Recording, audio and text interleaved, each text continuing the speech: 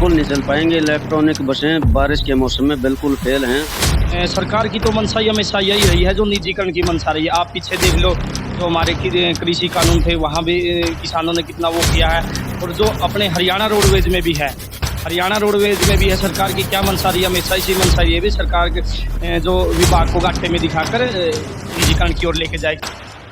वैसे तो सरकार का जो कहना है वो तो लग रहा है कि भाई वही किलोमीटर स्कीम है, लेकिन ये अलग है।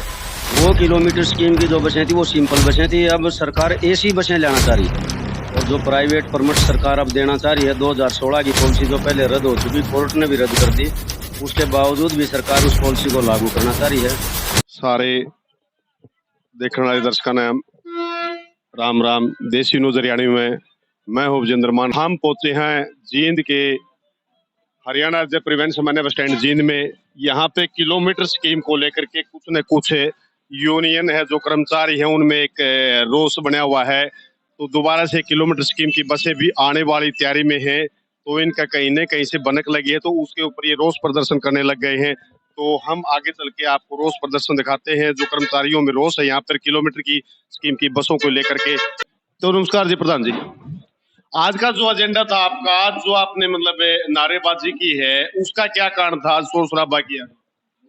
उसका कारण ये था, शोर शराबा नहीं था, वो हरियाणा रोडवेज साझा मोर्चा की तरफ से पूर्व घोषित प्रोग्राम था। और जो प्राइवेट परमिट सरकार अब देना चाह रही है, 2016 की पॉलिसी जो पहले रद्द हो चुकी, कोर्ट ने भी रद्द कर दी, उसके बावजूद भी सरकार उस पॉलिसी को लागू करना चाह रही है। उसके विरोध में एक जो किलोमीटर स्कीम के तहत नई बसें लेना चाह रही है, उसके विरोध में ये आज 2 घंटे का प्रदर्शन था।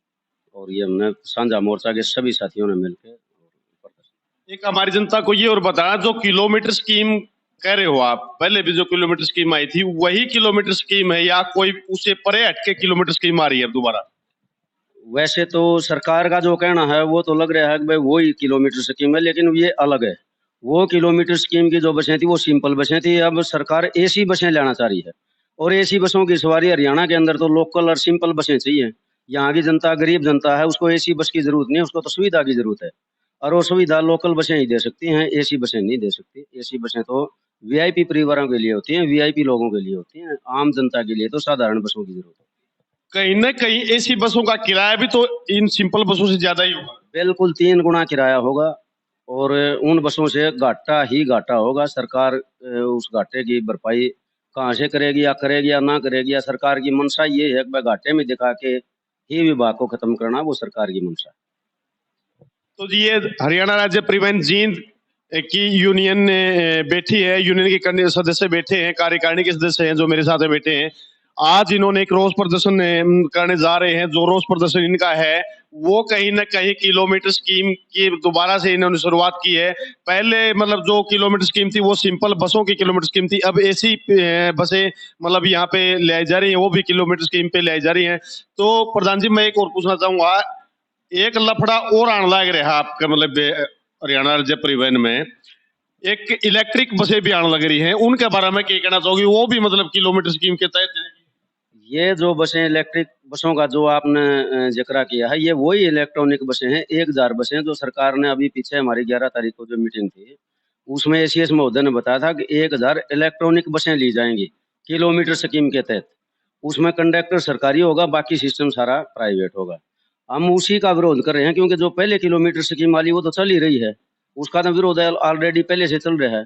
फिलहाल उन्हीं बसों का है, क्योंकि ना तो यहाँ चार्जिंग पॉइंट है, वो किस कंपनी की बसें हैं, क्या वो यहाँ कामयाब होंगी या ना होंगी। इतनी महंगी बसें इतने सस्ते किराए में चल नहीं सकती। यहाँ तो सिंपल बसें चाहिए, जो सिंपल किराए में सवारियों को, जनता को सुविधा दे सके। उन्हीं बसों का विरोध है। इलेक्ट्रॉनिक का हमारे पास फिलहाल कोई भी सिस्टम नहीं है, कोई चार्जिंग का सिस्टम नहीं है, कोई इलेक्ट्रॉनिक का कर्मचारियों को ज्ञान नहीं है। तो प्रधान जी, भाई ये बताओ मेरे को, आप कहीं ना कहीं जो ये बिजली की मतलब इलेक्ट्रिक बसें आ रही हैं आपकी, क्या वो बसें हमारे यहाँ पर कामयाब हो पाएंगी? हमारे यहाँ वो बसें कामयाब नहीं है, क्योंकि हमारे पास इनकी चार्जिंग के लिए जो प्रधान जी ने बताया वो सुविधा नहीं है।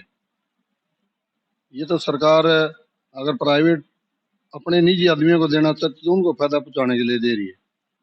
अगर सरकारी आएंगे तो हमारे पास वो नहीं है, सुविधा नहीं है इनकी चार्जिंग की। और क्या हमारे यहाँ पर जो मतलब डीजल इंजन बसों की ताकत है और इलेक्ट्रिक बसों की ताकत बराबर है? नहीं, ये इलेक्ट्रिक बसों की और डीजल वाली बसों में ताकत ज़्यादा होती है, उनमें कम होती है। उनका फिक्स टाइम होता है कि 100 किलोमीटर निकालेंगे या 200 किलोमीटर निकालेंगे, इससे ज़्यादा नहीं निकाल पाएँगे वो छोटे रूटों पे ही जाएँगी। ये अपनी डीजल वाली तो लॉन्ग रूटों पे अदर स्टेट जाती हैं और बहुत तेज़ गति से भी चलती हैं।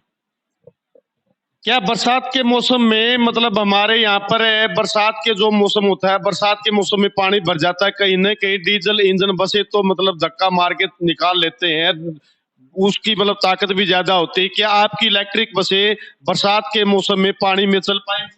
बिल्कुल नहीं चल पाएंगे। इलेक्ट्रॉनिक बसें बारिश के मौसम में बिल्कुल फेल हैं।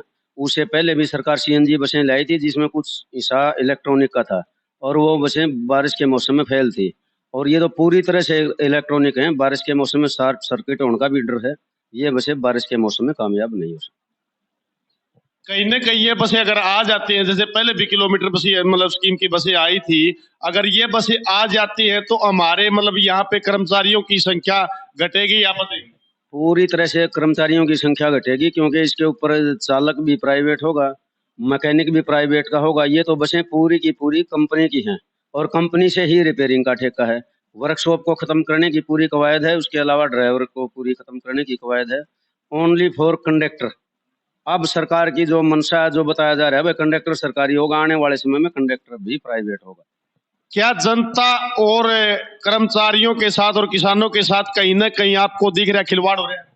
बिल्कुल आपकी बात में सच्चाई है और मैं तो आपके चैनल का भी धन्यवाद करना चाहता हूँ जो आप बिल्कुल अच्छी जनता की मांग के अनुसार जो सच्चाई की कवरेज दिखा रहे हो और सरकार की तो मंशा ही हमेशा यही रही है जो निजीकरण की मंशा रही है। आप पीछे देख लो जो हमारे कृषि कानून थे वहाँ भी किसानों ने कितना वो किया है और जो अपने हरियाणा रोडवेज में भी है, हरियाणा रोडवेज में भी है सरकार की क्या मंशा रही है, हमेशा इसी मंशा रही है भी सरकार के जो विभाग को घाटे में दिखाकर निजीकरण की ओर लेके जाए। क्योंकि पहले भी हमारे यहाँ 1-2 डिपो में एसी बसें आई है और वो एसी बसें आज सफ़ेद हाथी की तरह खड़ी हुई है और क्या है सरकार का घाटा दिखाकर विभाग को बंद करने का मंशा रखती है। तो जी ये यूनियन के कर्मचारी हैं जो कि ये बता रहे हैं पहले भी हमारे यहाँ बसें आई थी ऐसी बसें, वो कहीं न कहीं एक सफेद हाथी बन के खड़ी हो गई। तो जिंद्र जी सरकार को आप क्या कहना चाहोगे इसके जरिए, मतलब सरकार से क्या मांग करना चाहोगे? सरकार से हम तो यही मांग करते हैं, पब्लिक जो सस्ता साधन मिलता है सरकारी बस ले आओ मैडम, बच्चों को रोजगार मिले। और ये प्राइवेट जो सिस्टम है पहले भी काफी आपने इशार भी देखा, ये एसी बस वाला वहां भी कामयाबी नहीं हुई थी। ये हम तो यही चाहो पब्लिक को बढ़िया सुविधा मिले, सस्ती मिले, जिससे पब्लिक के ऊपर कोई परेशानी नहीं हो। एक तिक्का सवाल होगा मेरा, जो कि आप मेहनत करते हो, कनेक्टर ड्राइवर भी मेहनत करते हैं, मैकेनिक भी मेहनत करते हैं, हर मतलब कर्मचारी जो हमारे मतलब उसमें है, तो वो सब मेहनत करते हैं। उसके बावजूद भी हरियाणा रोडवेज को मतलब यहाँ चंडीगढ़ जाके डॉक्यूमेंट्सों में क्या दिखाया जाता है कि घाटे में। हरियाणा रोडवेज का विभाग नो लॉस नो प्रॉफिट के तौर पे चलाया गया था जनता की सेवा के लिए। अब भी 42 कैटेगरी इसके अंदर फ्री सर्विस में है, किसी को कंसेशन पर को पूरी तरह से फ्री है। ये जनता की सेवा के लिए है, ना प्रॉफिट के लिए। अब ये सरकार ने घाटे का सौदा दिखा के तो इसको सिर्फ बंद करने की कवायद है, अदरवाइज रोडवेज कभी घाटे में हो ही नहीं सकती। तो जी बने रहिए अगली अपडेट तक हमारे साथ। ये रोडवेज के कर्मचारी हैं जो कि यूनियन के भी कर्मचारी हैं, सदस्य हैं। इनके अंदर भी और हर कर्मचारी के अंदर भी, हर वर्ग के अंदर भी कहीं न कहीं जोश भरा हुआ है किसी के किसी चीज के लिए। तो सरकार की मंशा पता नहीं क्या है, कमेंट बॉक्स में लिख करके बताइए। क्या किलोमीटर स्कीम की बसें हरियाणा राज्य परिवहन में, मतलब किलोमीटर स्कीम की भी बसें वो बसें हैं जो इलेक्ट्रिक बसें हैं, जो कि आपको पता है इलेक्ट्रिक बसें जोर लगा पाएंगी या डीजल इंजन बसें जोर लगा पाएंगी? तो कमेंट बॉक्स में लिख करके बताइएगा क्या ये बसें आनी चाहिए या नहीं आनी चाहिए। थैंक यू, धन्यवाद, वंदे मातरम जी।